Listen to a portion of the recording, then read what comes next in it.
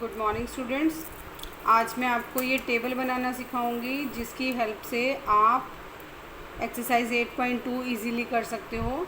वैसे तो हमें ये वैल्यूज़ लर्न करनी होती हैं, लेकिन बेटा बच्चों को कन्फ्यूज़न रहता है कि वो कई बार साइन 60 की जगह साइन 30 की है, कॉस 30 की जगह कॉस 60 की, ऐसे वैल्यूज़ लगा देते हैं। तो वो कंफ्यूज रहते हैं कि किस एंगल की वैल्यू कितनी है। तो इसलिए मैं आपको ये टेबल ही बनाना सिखा रही हूँ। ये टेबल आप इजीली कैसे बना सकते हो, इसको आपको 1-2 बार प्रैक्टिस करोगे तो आप इसको बहुत इजीली बना लोगे, सीख जाओगे आप कि ये टेबल आप कैसे इजी तरीके से खुद बना सकते हो एग्ज़ाम में भी, और बाद में उसको क्वेश्चन में अप्लाई कर सकते हो। तो मैं आपको बनाना बता रही हूँ कैसे हम करेंगे। तो बेटा यहाँ पे हम एंगल्स लिखेंगे। हमारे पास जो ये एंगल्स हैं ये कौन कौन से हैं, यहाँ मैं थीटा लिख रही हूँ। कौन कौन से हैं ये हमारे 0 डिग्री, 30 डिग्री, 45 डिग्री, 60 डिग्री और 90 डिग्री। तो ये इनकी वैल्यूज़ जो हैं हम इसके लिए टेबल बनाएंगे। तो यहाँ पर अब हम कौन कौन से बनाएंगे, पहले तो हम साइन थीटा के लिए बनाएंगे। ठीक है, साइन थीटा लिख रही हूँ। साइन थीटा का सिर्फ आपने बनाना है, बाकी आपके बहुत इजीली बन जाएंगे। तो इसके लिए आपको क्या याद रखना है, आप यहाँ पर काउंटिंग लिखोगे 0 से लेकर 4 तक। 0 1 2 3 एंड 4। अब आप इन सबको 4 से डिवाइड करोगे। 0/4, 1/4, 2/4, 3/4 एंड 4/4। फिर इसमें से जो आप कट कर सकते हो उसको कट कर दोगे, जैसे ये कट कर सकते हैं हम, और इसको कट कर सकते हैं। इनको कट करने के बाद हम इनका वर्गमूल निकालेंगे। मैंने सबका वर्गमूल निकाल लिया, सब पे मैंने वर्गमूल का साइन डाल दिया। तो अभी 0/4 जो होगा वो क्या हो जाएगा बेटा, 0 हो जाएगा। तो साइन थीटा यानी कि साइन 0 की वैल्यू आपकी कितनी हो जाएगी, 0 हो जाएगी। ऐसे यहाँ पर 1/4 है, तो 1 का वर्गमूल अगर हम निकालेंगे तो 1 आ जाएगा, और 4 का हम निकालेंगे तो 2 आ जाएगा। तो साइन 30 की जो वैल्यू होगी वो कितनी हो जाएगी, 1/2। उसके बाद यहाँ पर हमारे पास बचा था वर्गमूल में 1/2। तो 1 का वर्गमूल निकालेंगे तो 1 आ जाएगा, और वर्गमूल 2 का वर्गमूल हमारा वर्गमूल 2 ही रहेगा। तो साइन थीटा यानी कि साइन 45 की जो वैल्यू होगी वो होगी हमारी 1/√2। यहाँ पर हमारे पास है 3/4 का वर्गमूल। तो 3 का वर्गमूल तो वर्गमूल 3 ही रहेगा, और 4 का वर्गमूल हम कर देंगे यहाँ पर 2। तो यहाँ पर हमारी साइन 60 की वैल्यू जो है वो कितनी आ गई, वर्गमूल 3/2। और यहाँ पर तो हमारे पास 1 ही बचा है, क्योंकि 4 से हमारा 4 कैंसिल हो गया। तो वर्गमूल 1 की वैल्यू क्या आ जाएगी, हमारी 1 ही आएगी। तो यहाँ से देखिए हमने साइन थीटा की सारी वैल्यूज़ निकाल ली हैं। साइन 0 पे 0, 30 पे 1/2, 45 पे 1/√2, 60 पे √3/2, और साइन 90 की वैल्यू 1। इस टेबल में देखिए आप, यही वाली वैल्यूज़ हैं यहाँ पर 0, 1/2, 1/√2, √3/2 एंड 1। उसके बाद बेटा हमें क्या करना है, कॉस की सारी वैल्यूज़ निकालनी है। कॉस थीटा के लिए जो हमने सारी वैल्यूज़ निकालनी है उसको हम बहुत इजीली कर सकते हैं। हम पीछे से वैल्यूज़ लिखना शुरू करेंगे, यानी कि 1 से। पहले यहाँ आ जाएगा 1, यहाँ आ जाएगा √3/2, यहाँ आ जाएगा हमारा सेम 1/√2। यानी कि साइन 45 और कोस 45 दोनों की वैल्यू सेम होती है। यहाँ पर इसके बाद आ गया 1/2 और यहाँ पर आ गया हमारा 0, यानी कि साइन 0 की जो वैल्यू होगी वो कॉस 90 की वैल्यू होगी और जो साइन 90 की वैल्यू होगी वो कॉस 0 की वैल्यू होगी। ऐसे ही साइन 30 की वैल्यू और कॉस 60 की वैल्यू सेम होगी। साइन 60 की वैल्यू और कॉस 30 की वैल्यू हमारी सेम होगी और साइन 45 और कॉस 45 की वैल्यूज़ भी हमारी सेम होंगी। अब थर्ड हमने लेना है यहाँ पर टेंजेंट थीटा। टेंजेंट थीटा के लिए बेटा मैंने आपको बताया था हम क्या करते हैं, टेंजेंट थीटा आपका जो होता है वो किसके इक्वल होता है, साइन थीटा बटे कॉस थीटा के।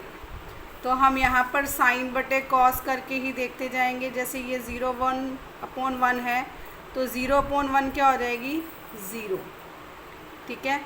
उसके बाद 1/2 और √3/2, इसको अगर हम सॉल्व करें तो 1/2 और ये ऊपर जाएगा तो 2/√3, तो 2 से 2 कैंसिल हो जाएगा।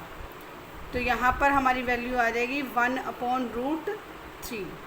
ऐसे ही 45 के लिए 1/√2 है, नीचे भी 1/√2 है, तो ये पूरा कैंसिल हो जाएगा तो हमारी वैल्यू आ गई 1। यहाँ पर √3/2 और यहाँ पर 1/2, तो अगर हम इसको सॉल्व करें √3/2 इंटू ये जाएगा ऊपर तो 2/1, 2 से 2 कैंसिल, तो इसकी वैल्यू आ जाएगी हमारी √3। और 1/0 90 के लिए जो हम करेंगे 1/0, तो 1/0 बेटे जब किसी भी चीज़ को हम 0 से डिवाइड करते हैं तो वहाँ पर 0 नहीं आता, वहाँ पर क्या आता है, इन्फिनिटी। इन्फिनिटी तो हम इन्फिनिटी को हम कहते हैं अपरिभाषित, क्या कहते हैं, अपरिभाषित या फिर इन्फिनिटी यहाँ पर हम लिखेंगे। तो अब मैं यहाँ पर टेंजेंट की दोबारा वैल्यूज़ लिख के बता रही हूँ कि हमारी 0 की आई थी 0, इसकी आ गई थी हमारी 1/√3, इसकी आई थी हमारे पास 1, यहाँ पर √3 और यहाँ पर अपरिभाषित, ठीक है। अब कॉट थीटा क्या होता है बेटा, कॉट थीटा आपको पता है टेंजेंट थीटा का उल्टा होता है। तो जब हम यहाँ पर 1/0 करेंगे, क्योंकि कॉट थीटा जो है वो क्या होता है 1/टेंजेंट थीटा, तो अगर मैं 1/0 करूँ तो यहाँ पर इसकी वैल्यू कितनी आ जाएगी, अपरिभाषित, क्योंकि किसी भी चीज़ को जब हम 0 से डिवाइड करते हैं तो वो क्या हो जाता है, इन्फिनिटी, यानी कि अपरिभाषित। अब यहाँ पर इसका करेंगे तो यहाँ पर आ जाएगी हमारी √3, यहाँ आ जाएगी हमारी 1, यहाँ पर 1/√3 और यहाँ पर 0।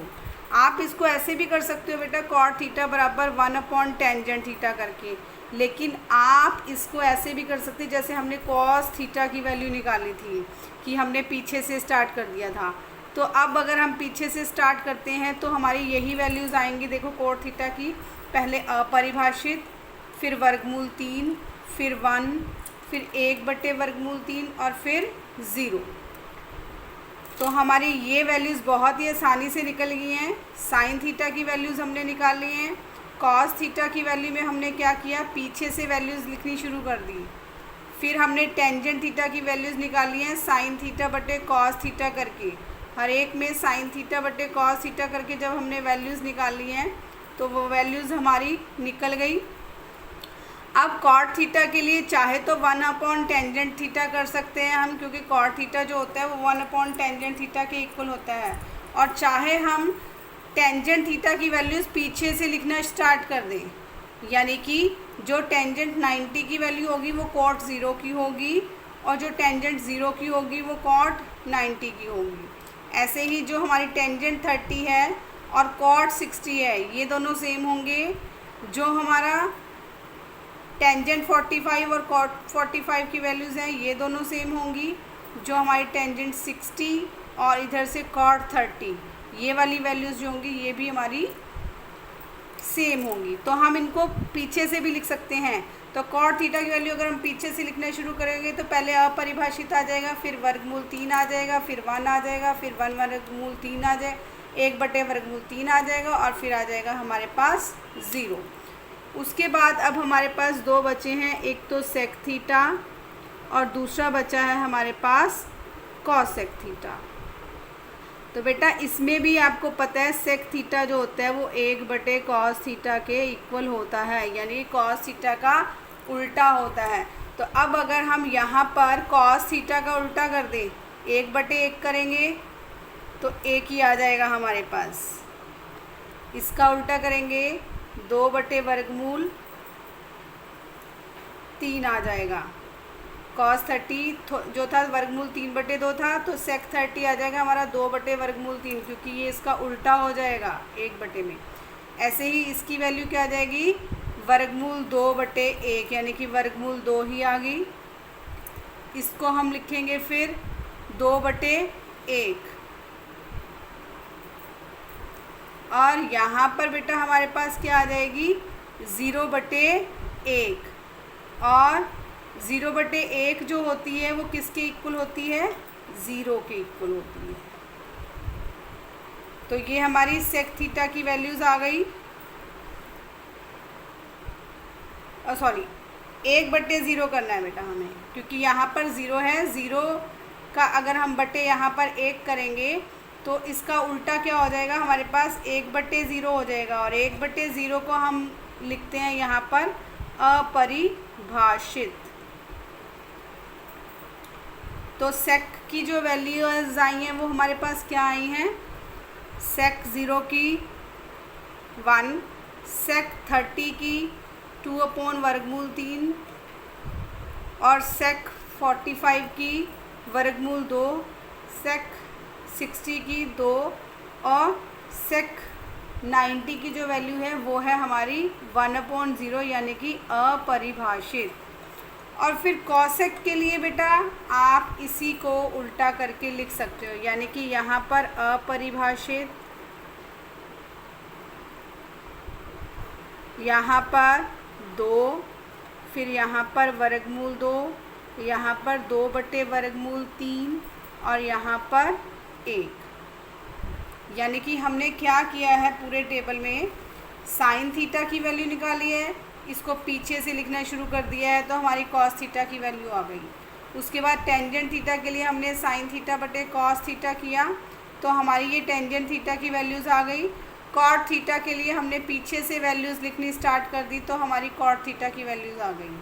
और सेक थीटा में हमने 1/कॉस थीटा, यानी कि कॉस थीटा की जो वैल्यूज़ थी उनको उल्टा करके लिखना शुरू कर दिया, तो वहाँ से हमारी सेक थीटा की वैल्यूज़ आ गई। कॉसेक थीटा के लिए हमने इसको ही पीछे से लिखना शुरू कर दिया, तो ये हमारी कॉसेक थीटा की वैल्यूज़ आ गई। कॉसेक थीटा को बेटा आप 1/साइन थीटा से भी कर सकते हो, जैसे मैंने सेक थीटा जो किया है इसका उल्टा किया है, आप साइन थीटा का उल्टा करोगे तो वो कॉसेक थीटा हो जाएगा। तो यहाँ पर जब आप 0 है, 0/1 है, तो 1/0 करोगे तो अपरिभाषित हो जाएगा, यहाँ 2 आ जाएगा, यहाँ वर्गमूल 2 आ जाएगा, ये उल्टा हो जाएगा 2/वर्गमूल 3, और ये 1 का 1 ही आ जाएगा। तो कॉसेक थीटा आप 1/साइन थीटा से भी निकाल सकते हो, और सेक थीटा को पीछे से लिखकर शुरू करके भी आप इसकी वैल्यूज़ निकाल सकते हो। तो ये बेटा आपका जो है टेबल तैयार हो गया। अगर आप इसकी प्रैक्टिस करोगे 2 या 3 बार तो आपको ये टेबल जो है वो इजीली बनाना आ जाएगा। इसके बाद बेटा हम करेंगे एक्सरसाइज 8.2। इसका जो फर्स्ट पार्ट है वो है हमारे पास sine 60 degree cos 30 degree plus sine 30 degree cos 60 degree. तो हम यहाँ पर इनकी वैल्यूज़ लगाएंगे, साइन 60 की, कॉस 30 की, साइन 30 की और कॉस 60 की। तो यहाँ पर देखिए साइन 60 की वैल्यू हमारे पास कितनी है, साइन 60 की वैल्यू हमने निकाली थी वर्गमूल 3/2, और कॉस 30 की भी हमने निकाली थी वर्गमूल 3/2। तो यहाँ पर साइन 60 की वर्गमूल 3/2 और कॉस 30 की वर्गमूल 3/2, इनको हम क्या करेंगे, आपस में गुना करेंगे। ऐसे ही साइन 30 की वैल्यू भी 1/2 होती है, और cos 60 की वैल्यू भी 1/2 होती है, तो इन दोनों को गुना करेंगे। तो वर्गमूल 3 को वर्गमूल 3 से करेंगे 3/4, 1/2 को 1/2 से गुना करेंगे 1/4। एलसीएम लेंगे नीचे 4, ऊपर क्या आ जाएगा 3 + 1, तो 4/4। तो इसको हम कैंसिल करेंगे तो इसकी वैल्यू क्या आ जाएगी हमारी 1 आ जाएगी। तो ये आपका बिल्कुल ही सिंपल क्वेश्चन था कि अगर आपको ये टेबल में पता है, टेबल बनाना आता है, आपको सारी वैल्यूज़ पता हैं, तो यहाँ से वैल्यूज़ देख के आप इसमें पुट करोगे, उनको सॉल्व करोगे और आपका आंसर आ जाएगा। सेकंड पार्ट बेटा आप खुद करोगे। इसमें अब मैंने थर्ड पार्ट लिया है। थर्ड पार्ट में क्या है, आपको cos 45 degree upon sec 30 degree plus cosec 30 degree की वैल्यू निकालनी है। तो cos 45 डिग्री की वैल्यू होती है 1/√2, sec 30 डिग्री की होती है 2/√3 और cosec 30 डिग्री की होती है 2/1। इसको हम सॉल्व करेंगे। ऊपर है हमारे पास 1/√2, नीचे हमने एलसीएम लिया वर्गमूल 3, तो ऊपर आ गया हमारे पास 2 + 2 वर्गमूल 3। ये एलसीएम लेने के बाद हमारे पास वैल्यू आ गई। अब इसको क्या करेंगे, हम ऊपर लेके जाएंगे, तो 1/√2 है, जब इसको ऊपर लेके जाएंगे तो ये वैल्यू हमारी उलट जाएगी, वर्गमूल 3 ऊपर चला जाएगा, ये नीचे आ जाएगा। तो वर्गमूल 3 ऊपर आ गया, 2 + 2 वर्गमूल 3 नीचे आ गया। अब हम क्या करेंगे, इसको वर्गमूल 2 को इससे मल्टीप्लाई करेंगे। ऊपर तो हमारे पास वर्गमूल 3 ही रहेगा, वर्गमूल 2 को जब 2 से करेंगे तो आ जाएगा 2 वर्गमूल 2, और वर्गमूल 2 को जब इससे करेंगे तो ये आ जाएगा 2 वर्गमूल 3 गुना वर्गमूल 2। वर्गमूल 3 को वर्गमूल 2 से जब गुना करेंगे तो ये आ जाएगा वर्गमूल 6। तो हमारे पास वैल्यू क्या आ गई, वर्गमूल 3, ये सेम लिखा मैंने, 2 वर्गमूल 2 प्लस 2 वर्गमूल 6। अब बेटा मैंने आपको बताया था अगर नीचे हमारी वर्गमूल में वैल्यूज़ आती हैं तो उनको हमें ख़त्म करना होता है। नीचे से वर्गमूल ख़त्म करने के लिए हम इसका परिमेयकरण करते हैं। तो यहाँ पर हम हर का परिमेयकरण करेंगे। तो इसमें हम जब हर का परिमेयकरण करेंगे तो हर का परिमेयकरण करने के लिए आपको याद होगा आपने 8th में जब किया था, आप बीच वाला साइन जो है वो चेंज कर देते थे। अगर प्लस का होता था तो माइनस करते थे, अगर माइनस होता था तो प्लस करते थे। तो हम यहाँ पर प्लस है तो हम यहाँ पर मल्टीप्लाई में क्या करेंगे, माइनस का साइन के साथ इसको मल्टीप्लाई करेंगे। तो 2 वर्गमूल 2 माइनस 2 वर्गमूल 6, नीचे भी 2 वर्गमूल 2 माइनस 2 वर्गमूल 6। फिर हम इनको ऊपर की ऊपर गुना और नीचे की नीचे गुना करेंगे। हम हमेशा उल्टा साइन क्यों लेते हैं, ताकि नीचे हमारा a² माइनस b² बन के हमारा वर्गमूल ख़त्म हो जाए, इसलिए हम जो है यहाँ पर साइन हमेशा चेंज कर देते हैं। तो वर्गमूल 3 को जब इनसे गुना करेंगे, ऊपर 2 वर्गमूल 2 से वर्गमूल 3 की गुना की है, फिर वर्गमूल 3 की गुना 2 वर्गमूल 6 से की है। यहाँ पर ये a है, ये b है, a + b और a - b। यहाँ आ जाएगा हमारे पास a² माइनस b²।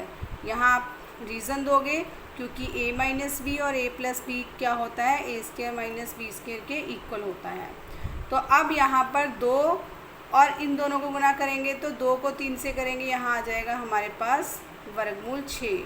तो यहाँ पर मैंने लिख दिया 2 वर्गमूल 6, और यहाँ पर वर्गमूल 6 को वर्गमूल 3 से गुना करोगे तो यहाँ आ जाएगा हमारे पास वर्गमूल 18।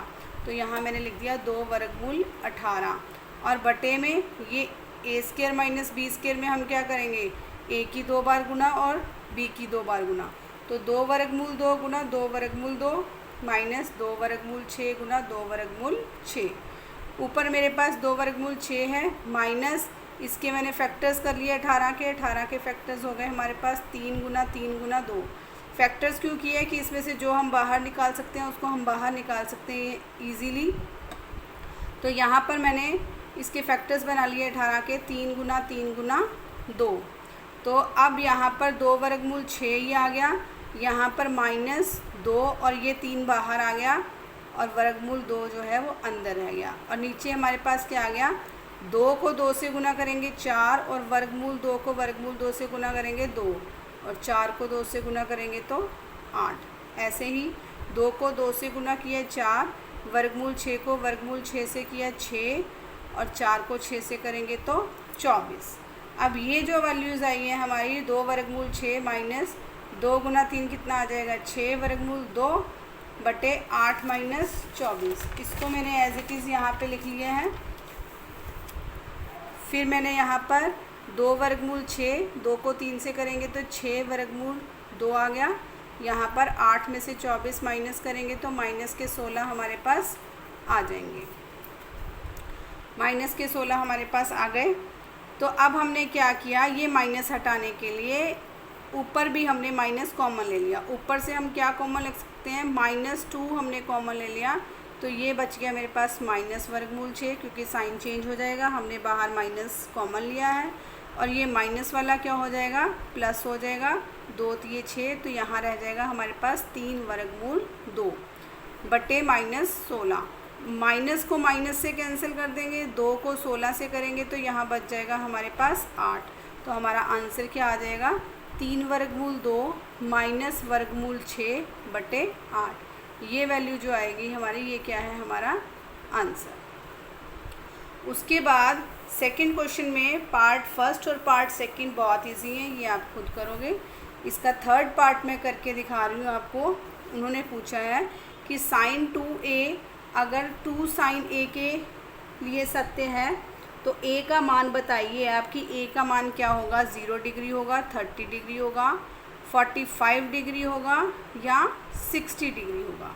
तो इसके लिए पहले हम क्या करेंगे, ये वैल्यूज़ लगा के देखेंगे अलग अलग। तो पहले मैंने 0 वैल्यू ही उठाई है। 0 वैल्यू जब यहाँ पे रख के देखी a की जगह, तो साइन 2 a की जगह 0 लगा दिया, 2 साइन a की जगह 0 लगा दिया। तो साइन 2 को 0 से करेंगे तो 0 ही आ जाएगा। यहाँ साइन 0 की वैल्यू कितनी आ गई, 0 ही होती है। और यहाँ पर साइन 0 की वैल्यू 0 है, 2 को 0 से करेंगे तो ये भी 0 आ गया। तो अगर हम यहाँ पर 0 वैल्यू पुट करते हैं तो ये वाला जो साइन 2a = 2 साइन a है हमारे पास, ये क्या हो जाएगा, सत्य हो जाएगा। तो हमारा यहाँ पर जो आंसर रहेगा वो क्या आ जाएगा, सत्य किसके लिए होगा हमारे पास, a = 0 के लिए। तो यहाँ पर हम a वाले ऑप्शन पे टिक कर देंगे। क्वेश्चन नंबर थर्ड है मेरे पास कि उन्होंने दिया हुआ है टेंजेंट a + b वर्गमूल 3 के बराबर और टेंजेंट a - b जो है वो 1 बटे वर्गमूल 3 के बराबर। और ये बताया हुआ है कि a + b की जो वैल्यू है वो 0 से बड़ी है और 90 से छोटी है और 90 के बराबर है, यानी कि 90 से बड़ी नहीं है। और a जो है वो b से बड़ा है। अब हमें a और b की वैल्यूज़ जो है वो ज्ञात करनी है। तो हमें दिया हुआ था टेंजेंट a + b वर्गमूल 3 के बराबर। अब आप देखिए टेंजेंट a + b की वैल्यू वर्गमूल 3, ये देखनी है कि हमारी टेंजेंट की वैल्यू वर्गमूल 3 कब होती है। तो अभी हमने यहाँ पे जो टेबल बनाया था, यहाँ पर आप टेंजेंट की वैल्यू देखिए, वर्गमूल 3 कहाँ पे है, 60 पर। ये हमारी 60 की वैल्यू थी, यहाँ से देखिए ये हमारी 60 की वैल्यू आ रही है। तो टेंजेंट हमारा वर्गमूल 3 कब होता है, जब टेंजेंट 60 होता है। तो यहाँ पर हम क्या करेंगे, टेंजेंट a + b = वर्गमूल 3 की जगह लिख देंगे टेंजेंट 60। तो यहाँ पर टेंजेंट से टेंजेंट को बेटे कट नहीं करोगे, क्योंकि अगर आपने कट कर दिया तो वो गलत हो जाएगा। हम यहाँ पर सिर्फ टेंजेंट हटाएंगे। टेंजेंट को कट करने का मतलब है कि ये पूरी वैल्यूज़ इससे कट हो जाती है, इसलिए हम टेंजेंट को टेंजेंट से यहाँ पर कट नहीं कर सकते। हम सीधा यहाँ पर लिखेंगे कि a + b जो है वो 60 के इक्वल है। ये हमारी हो गई समीकरण 1। फिर दूसरा हमें दिया हुआ था टेंजेंट a - b जो है वो 1 बटे वर्गमूल 3 के बराबर है। तो अब हम देखेंगे टेंजेंट की वैल्यू 1 बटे वर्गमूल 3 कब होती है। तो टेंजेंट की वैल्यू 1 बटे वर्गमूल 3 होती है बेटे टेंजेंट 30 पर। तो यहाँ पर अब हम 1 बटे वर्गमूल 3 की जगह लगाएंगे टेंजेंट 30। तो टेंजेंट a - b जो है वो टेंजेंट 30 डिग्री के इक्वल है। तो यहाँ से हम टेंजेंट को सिर्फ हटाएंगे, कट नहीं करेंगे। तो यहाँ से हमारी इक्वेशन आ गई a - b = 30 डिग्री। ये हमारी फर्स्ट इक्वेशन है, a + b 60, ये है a - b 30 सेकेंड इक्वेशन। तो फर्स्ट और सेकंड को हम सॉल्व करेंगे। तो यहाँ पर मैंने पहली तथा दूसरी समीकरणों को क्या किया है, जोड़ा है, 1 + 2 किया है। तो यहाँ से मेरी ए की वैल्यू सॉल्व करने पर आ गई 45 डिग्री। अब ए की वैल्यू मैंने समीकरण 1 में रख दी, आप 2 में भी रख सकते हो, तो चाहे 1 में रखेंगे चाहे 2 में रखेंगे, हमारी बी की वैल्यू जो है वहाँ पर आ जाएगी। तो ए का मान मैंने यहाँ पर समीकरण 1 में रखा है, a + b = 60। तो इसको सॉल्व करने पर यहाँ पर मेरी बी की वैल्यू क्या आ गई 15 डिग्री। तो ए हमारा आया है 45 डिग्री और बी आया है मेरा 15 डिग्री। इसके बाद नेक्स्ट है हमारा फोर्थ। इसमें भी बेटा ट्रू फॉल्स हैं और हमें ये भी बताना है कि हमारे उत्तर का कारण क्या है। तो इसको भी मैं आपको समझा रही हूँ। फर्स्ट है हमारा, उन्होंने पूछा है sin a + b = sin a + sin b, क्या यह सत्य है या असत्य। तो ये बेटा हमारा असत्य है। हम कोई भी वैल्यूज़ ले लेते हैं, a और b को न्यून कोण ले लेते हैं, कोई भी जिनकी वैल्यूज़ हमें पता हैं उसके अकॉर्डिंग, जो हमारा जिसका मतलब हमारा ये 90 डिग्री आए। जैसे 60 और 30 लिया है तो इन दोनों को प्लस करने पर हमारा 90 आना चाहिए। हम 45 भी ले सकते हैं। तो यहाँ पर हमने sin a + b में वैल्यू लगाई sin 60 + 30।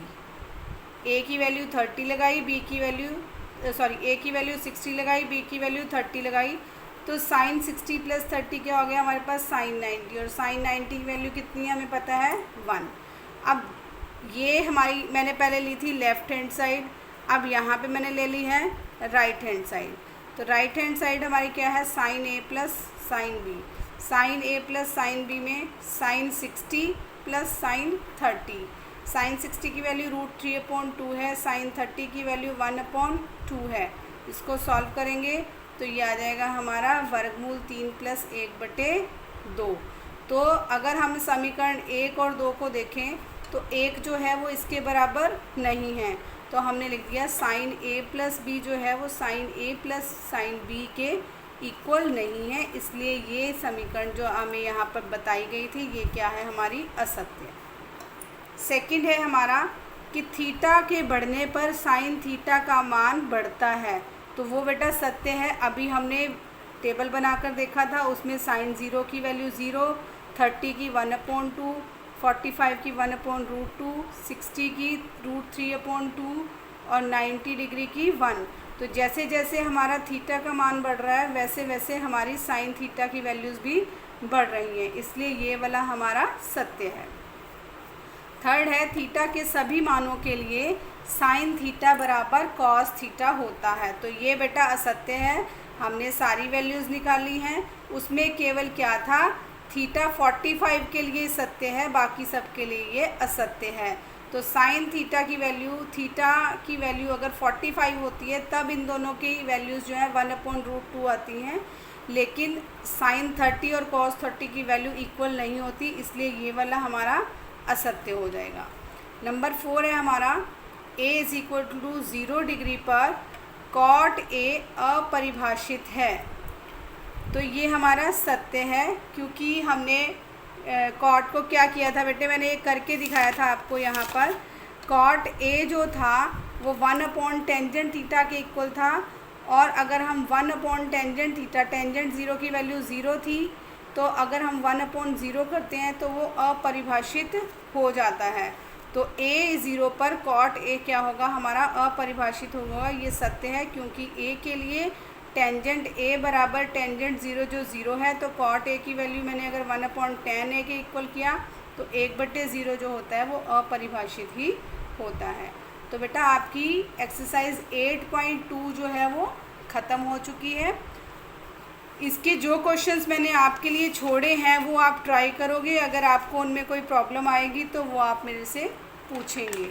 और बेटा ये वाला जो टेबल है इसको बनाने की प्रैक्टिस आप कम से कम 2 बार करेंगे। अगर 2 बार करेंगे तो तीसरी बार आपका ये टेबल अपने आप बन जाएगा।